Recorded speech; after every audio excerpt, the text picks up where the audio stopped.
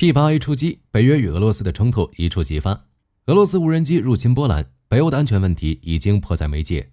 为了加强北约东翼的威慑与防御，北约开始了东部哨兵行动。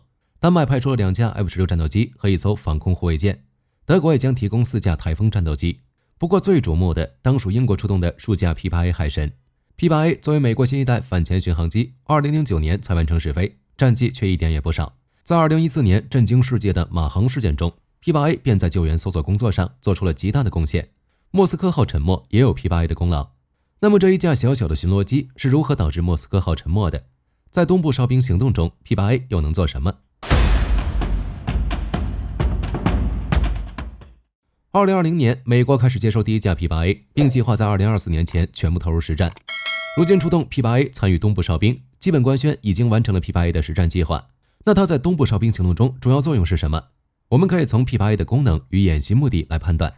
首先，北约领空遭俄无人机大规模侵犯事件，北约势必开始提前警觉，俄军是否还有下一步出格的举动， P8A 便起到侦察俄罗斯海军的作用。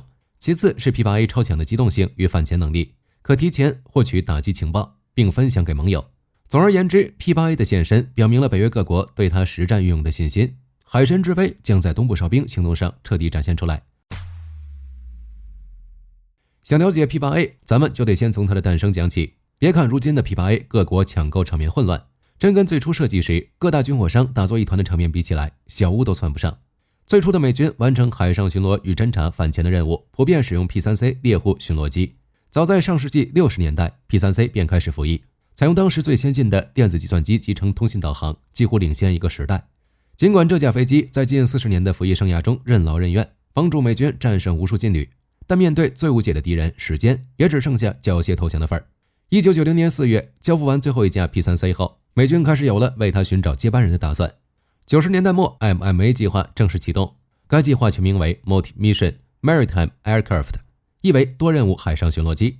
美军便是想凭借该计划选出一位专门开发 P3 接班人的军火承包商。消息传开，包括波音、洛马、洛克希德马丁在内的军火商巨头顿时吵了起来。原因无他， P3C 巡逻机本身有极强的品牌效应，几乎是最先进的巡航机的代名词，远销海外，供不应求。倘若能拿下美军的订单，开发出新一代美国海军巡航机，将会占据多大的市场，又会有多少国家跑过来求购？军火巨头仿佛看到数百亿美元在向他们招手。为了成为新一代巡航机的承包商，各大巨头大打出手，纷纷在原始方案写下高见，包括抬高自己，贬低对手。洛克希德提出猎户座21的方案，该方案主张以 P3 为基础，对新一代飞机进行改良。对于这一保守派方案，美军显然不太感兴趣。他们认为，如果 P3 的继承者还是以 P3 为框架，那新一代机新在哪里？他们要的是彻底的改变，不是 P3C 的绘图转生。编译系统吸取洛克希德的教训，咬牙决定将自家猎迷 MIS 巡逻机系统的设计用在新一代机的设计上。可尴尬的是，编译系统是英国的军火巨头，作为外来户，他无法在美国找到支持者，提出的方案也被军方冷落。心灰意冷的 BAE 在2002年宣布退出竞标。那么谁拿到了美国海军这块烫手山芋？答案是咱们的老朋友波音。2004年5月14日，美国海军正式宣布波音成为 MMA 获胜者。波音到底提出了什么方案，让他能在主审之战中脱颖而出？波音获胜的原因却不难猜，在确定是新一代巡逻机唯一的承包商后，波音立马组建了一个强大的设计团队，成员包括了 CFM 国际公司、史密斯航空公司，甚至还有他的竞争对手，例如在竞争中落败的斯洛普格鲁门公司和雷辛恩公司。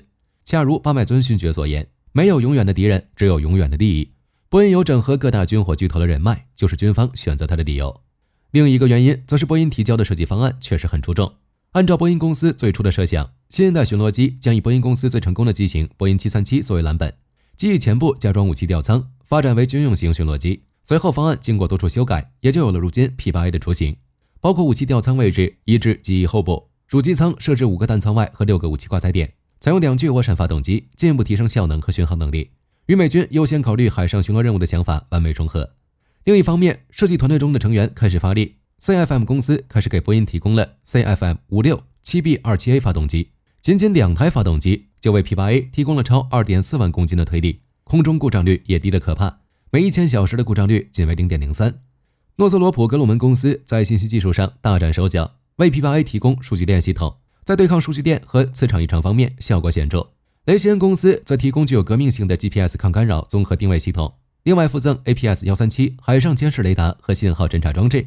这套装置在20多年后的俄乌战场上将成为让莫斯科号沉没的英雄。另外，史密斯公司也在 P8A 的飞行和燃料储备管理系统上颇有建树。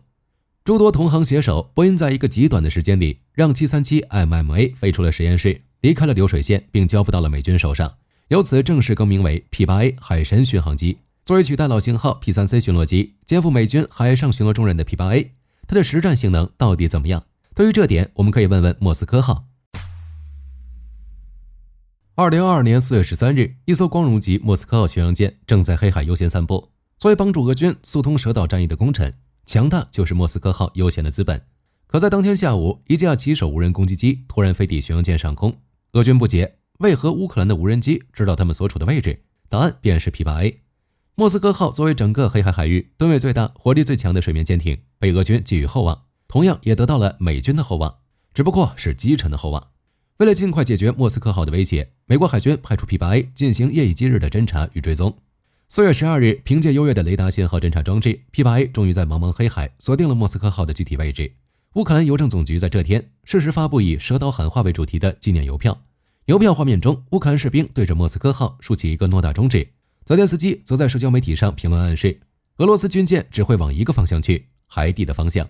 第二天，拿着美军的情报，乌军先用无人机吸引俄军火力，随后发射自家研发的海王星反舰导弹。可怜俄军没来得及想通乌克兰无人机为何会飞在自己头上，莫斯科号的左舷甲板就遭到了袭击。这艘不可一世的战舰在俄军不可思议的目光中悠闲地沉入了海底。从此，莫斯科号再无法回到莫斯科。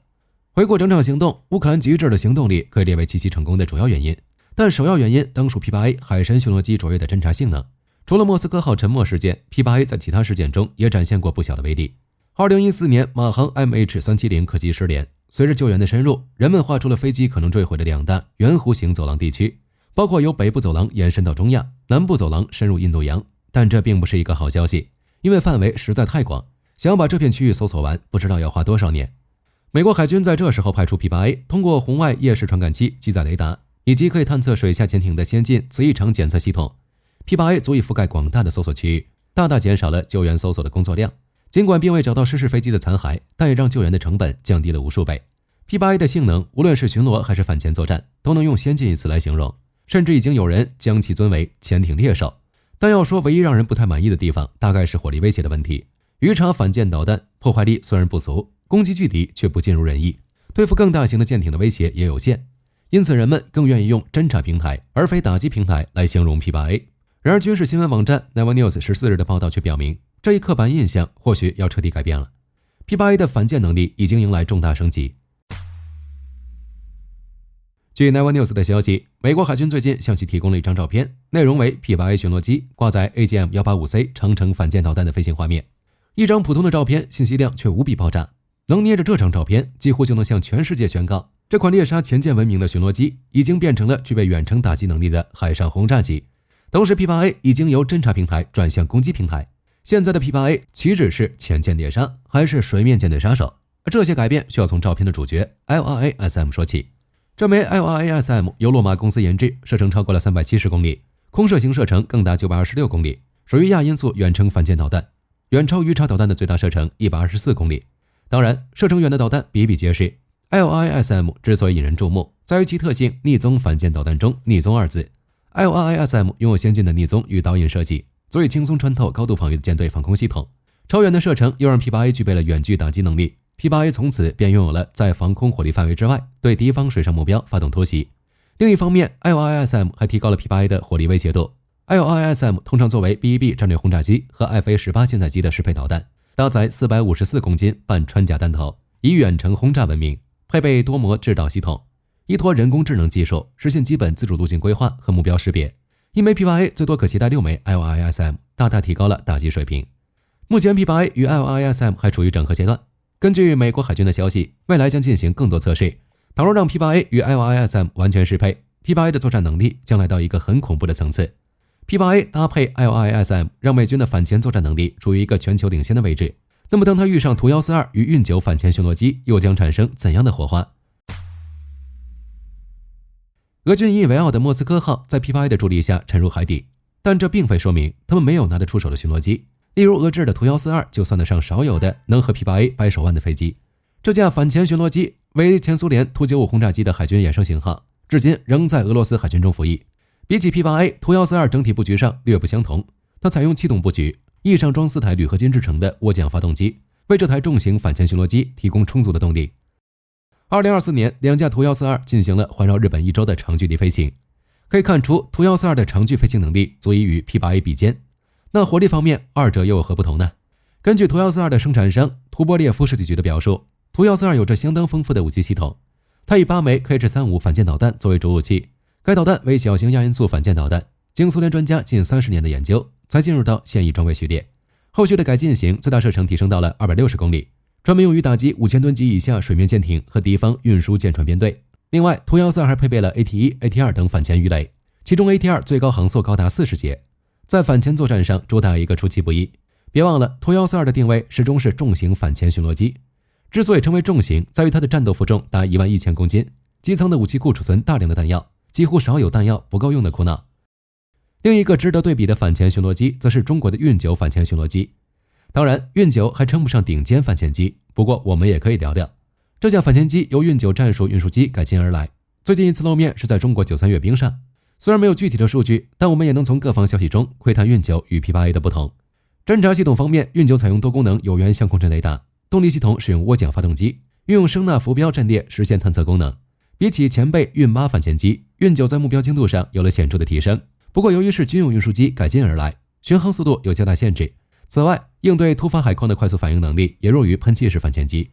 综合对比，我们可以得出结论，在世界主流反潜巡逻机中， P8A 依旧是最顶级的那批。这次适配 LRASM， 在原本优异的性能上又提升了一大截破坏力，不少国家也因此起了采购的心思。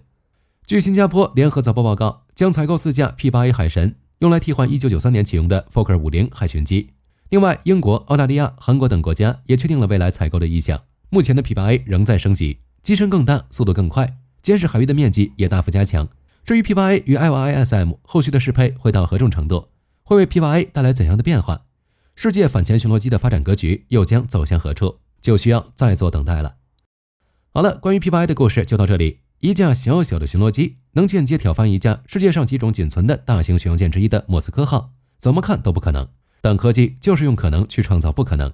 那大家是如何看待 P8A 海神在世界反潜机中的地位的？您还认为有哪些反潜机能够与其比较甚至媲美呢？欢迎各位在评论区留言讨论。我是火力军，我们下期再见。好的，各位观众，今天给大家推荐一款 T 恤，不仅超有态度，还堪称性价比之王。首先，它超级轻，拿在手上轻飘飘，穿上身更是零负担，舒服到让你忘了它的存在。其次，面料剧透气，就像会呼吸一样，就算在外面跑一天，也能保持干爽，彻底告别黏腻感。最关键的是，价格真的让我惊掉下巴，仅需很少的钱，你就能拥有这份清爽。质量和舒适度绝对远超这个价位，闭着眼入都不亏，多买几件换着穿也毫无压力。链接已经给你们上了，这种宝藏 T 恤手慢无，赶紧去抢。